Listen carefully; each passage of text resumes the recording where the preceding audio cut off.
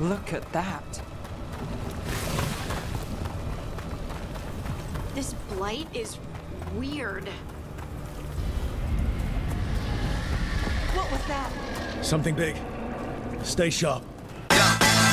Ladies and gentlemen, This is Gamertag Radio. I think overall in this game, you should really take your time. Yeah. Do not rush this at all. I learned that from experience because, and this is not a spoiler, but it does affect the story between your characters and your character when you start playing the main story. But the more things that you do and the more bonding that you do with the other companions, I think that's going to help to open up new stories, new dialogue, new side quests. But overall, that part I really like that, and I love the companions. I love Nev. That's like my favorite. First of all, I think she's hot in this game. I mentioned it to Ria. I was like, I love her. She's awesome.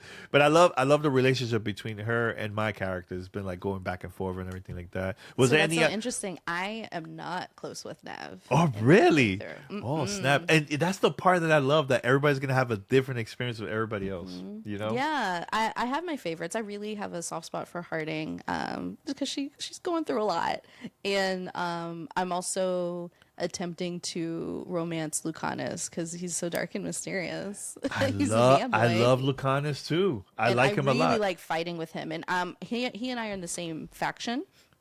So during his missions, it felt very there was a immediate kinship there because like the people around us were like, oh, you guys know this. You've been doing this forever. And it's like, oh yeah, we are the same. Well, kind of. But again, not getting into story spoilers, I really love the way that they pace out the story and the locations and the characters because you don't have the whole party at once. Obviously, you have to go do certain missions and go through different story beats in order to recruit them. And there's a reason for each one to be joining your party. And as you do that, you have the opportunity to go back to your home base, which, again, I won't spoil because it is story related. But you have an option to go back to your home base and catch up with people and see how they feel about what's going on. And a lot of times, those are limited opportunity conversations, and they allow you to get deeper relationships with your companions. But the thing about it is you don't have to go to Reddit or look up like a huge detailed guide on all the conversations you need to have in order to get a certain outcome. It shows a little indicator that something is a limited time opportunity. And so even though, as you theorized and as I have been experiencing in my slower playthrough, you do have a lot more that you can get out of this experience, both with the companions and a story about the world and what's going on, if you have more experiences and conversations with your party members, but you don't feel like you're making any decisions uninformed. You always know exactly who you can and can't talk to progress things at any given moment. It's really, really cool. And something that I'm getting a little bit more into now, like about, I would say a third of the way through my playthrough probably. It would be generous to say half, maybe half, who knows. But as I'm a little bit further into my playthrough, doing 100% of the content, or as close to 100 as I can, I'm noticing that there are interactions between my companions that are getting, some of them are getting a little flirty, or some of them are getting really close and really bonding together. And that's so cool to see too, is that it's not just a story about me, it's about this whole group. And it truly is the Veilguard that you're playing as. Like, you're playing as all of them. And even down to the fact that you can put cosmetics and weapons and enhancements on the equipment of your character, but also your companions. It really does feel like you are playing this whole party in a way, but they do have agency of their own. And it's such a cool balance and combination of things. And I'm really enjoying it. And I don't want to get too far into the RPG mechanics because, you know, if people have played Dragon Age, they already know how a lot of this goes. But the fact that you can upgrade your home base, which allows you to upgrade individual like weapons and enchantments and your armor, and then also you can put enhancements on them and give them different skill or different bonus skills, but also do that for all of your companions. Like, it really feels like you have a lot of control and impact over how your fights will go or how you'll explore the world and what you'll look like in all your cutscenes. Like, there's nothing better than picking a really cool outfit and then seeing it in the cutscene. You know what I mean? Yep, And you can do that for everyone in your party. So I'm really enjoying the way that they've put together the companion and the exploration. And it feels like they don't hold your hand through every step of the way, but it feels digestible. It's not overwhelming. There's no point at which I felt like there was too much going on and I didn't understand between, my skill tree and then my companion skill trees and then their loadouts and everything. Like, it feels digestible. The Guardians can't hold them off for long. Is there something inside it?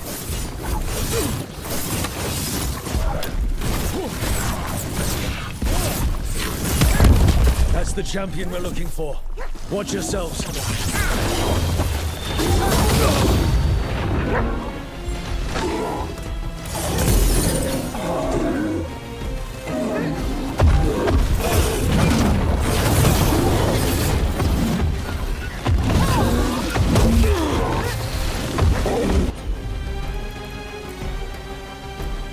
Don't just stand there!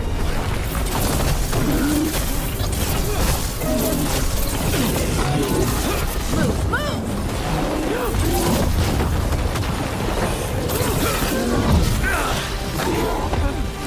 Get clear!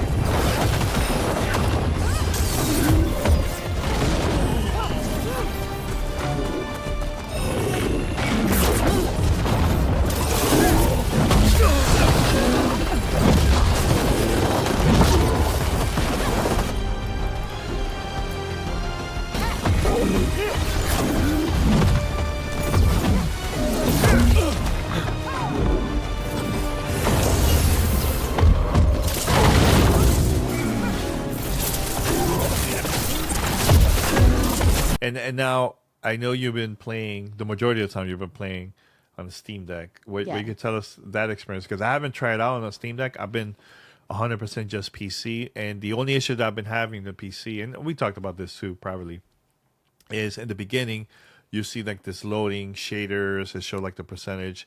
That at first it takes a little while, like the first time you launch it. Then after that it will go a little bit faster, but that pops up every single time. So like, let's say I play a game like Black Ops. There's an update, right? It will do the same exact thing, but it will pop up once while you're like in the lobby or doing something, right? So I hope that Bioware could release an update where you only do that once and you don't see that again. So I know for the Steam Deck, it took a longer time compared to a PC, right? For you? The first time it did, and since then, most of the time when I'm stopping my playthrough, and I'm going to put a pin in that because there's something I want to say about stopping Sure. as well. But every time that I stop, I usually just put my Steam Deck in standby mode. I don't turn it all the way down, or don't shut it all the way down. So then I don't have that preloading screen when I return to play again. When I shut my Steam Deck completely off, or when I exit the game completely, yes, I do have that loading screen, but it isn't as long as the initial one, like you said. I think overall people are going to really enjoy this game, Ree. I think, in my opinion, people could hit me up if you want, but I think this is BioWare's best game since... Jaden Meyer. Well, no, since Mass This is my Effect 2. favorite. Since Mass Effect 2. Yeah, I will say, like, the mission mechanics, and again, because I've played so many side missions and done so many, like, of the pop-up missions, like when you just go to a place, there'll be an exclamation point and you can start something new. There's so many types of missions. Like, you know, there are very few follow the leaders where you just have to, I don't think I haven't experienced anything where I have to try to do stealth, which is great because it's annoying. There are so many things that work with environmental puzzles that are really interesting and inventive and varied. I don't feel like they're rinse and repeat. Like every time I've come across a new side mission or even just an environmental puzzle, it feels new and fresh, which is really cool because I've played a lot of them already, and there's many more to go, I'm sure. But each time it feels like I'm actually doing something, or I'm actually figuring something out. I'm not just going to a place that's marked on a map and pressing a button. I'm actually, using my brain and working through it, and I feel like my character is intelligent and clever. The level design is incredibly tight. Like at any point in any mission, I know where I'm supposed to go. But if I go off the side path and explore, I could find something really cool at the same time. But I don't ever get lost, which is important as somebody who doesn't have time to waste when playing games. I really appreciate that I'm not running around in circles completely at a loss for what I'm supposed to be doing. Like it's really, really clearly communicated what you can do now and what you need to wait to do later. And that's really cool. But yeah, I don't know. I haven't played a game this tight, like this solid in all of its systems and mechanics in a very long time. It's early on, but I will say this is definitely top 10, maybe top 5 of all time. Oh, wow. Okay. Wow. Yeah, It's up there for you. All right. It's really, really up there. That's awesome. That's Yeah. really, really cool. Yeah. Yeah. Anything else besides what we talked about now? Anything else? Because we have other interviews coming up for this episode, but I think people are gonna love this game. Really, I really enjoyed it. I enjoyed it actually. It changed my mind when I first watched the presentation during Summer Game Fest, and I said that at that time. I said this. I was like, "This is the game of the show." During Summer Game Fest, I went to the hands-on event. Loved it even more because now we spent 6 hours. We could do whatever we want, just play, go ahead, boom.